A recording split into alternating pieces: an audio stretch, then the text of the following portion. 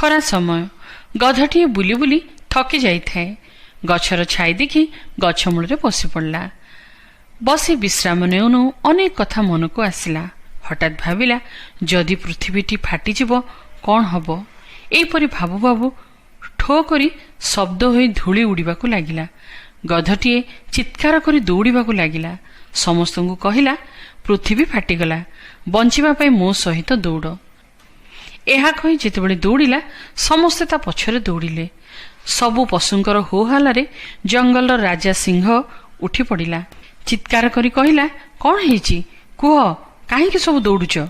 ବାଘ କହିଲା, ମହାଶୟ, ପୃଥିବୀ ଫାଟିଗଲା, ଏଣୁ ଦୌଡ଼ୁଛୁ। କିଏ କହିଲା? ବାଘ କହିଲା, ମାଙ୍କଡ଼ କହିଲା। ମାଙ୍କଡ଼ କହିଲା, ମୋତେ ହରିଣ କହିଲା। ହରିଣ କହିଲା, ମୋତେ ବିଲୁଆ କହିଲା। ବିଲୁଆ କହିଲା, ମୋତେ ହାତୀ କହିଲା। ଶେଷରେ ଗଧ ପାଖରେ କଥା ପହଞ୍ଚିଲା। ଗଧଟି ସବୁ କଥା କହିଲା।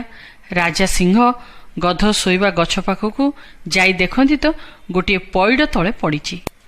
ସେଇ ପଇଡ଼ର ଶବ୍ଦରେ ଦୌଡ଼ିବା ଆରମ୍ଭ କରିଛି ଓ ସମସ୍ତେ ପୃଥିବୀ ଫାଟିଗଲା କହି ଦୌଡ଼ୁଛନ୍ତି। ଆଜି ଆମେ ମଧ୍ୟ ତାହା କରୁ, ନୁହେଁ କି? ଯଦି କେହି କିଛି ସମ୍ବାଦ ପଠାଏ, ତାହା ସତ କି ମିଛ ନ ବୁଝି ସମସ୍ତଙ୍କୁ ପଠେଇ ଦେଉ। ସେ ଗଧ ହୋଇ ଯାହା କହିଲା, ଆମେ ମଣିଷ ହୋଇ ମଧ୍ୟ ତାହା ହିଁ କରୁ। କିଛି ଅନ୍ୟକୁ କହିବା ପୂର୍ବରୁ ଆମେ ଭଲ ଭାବେ ବୁଝିବା ଆବଶ୍ୟକ। ଅନେକ ସମୟରେ ମିଥ୍ୟା ଆରୋପ ଅନ୍ୟକୁ କରିଥାଉ, ଯେଉଁଥିରେ ସତ୍ୟତା ବୋଲି କିଛି ହିଁ ନଥାଏ। ଏଣୁକରି କହିବା ପୂର୍ବରୁ ନିଜେ ଅନୁସନ୍ଧାନ କରିବା ଆବଶ୍ୟକ, କଥାଟି କେତେ ସତ୍ୟ। ଏଣୁ ଈଶ୍ୱର ତାଙ୍କ ବାକ୍ୟ ବାଇବେଲରେ ଏହି କଥା କହନ୍ତି, ତୁମ୍ଭେ ମିଥ୍ୟା ଅପବାଦ ଉତ୍ଥାପନ କରିବ ନାହିଁ, ଅନ୍ୟାୟ ସାକ୍ଷୀ ହୋଇ ଦୁଷ୍ଟର ସାହାଯ୍ୟ କରିବ ନାହିଁ।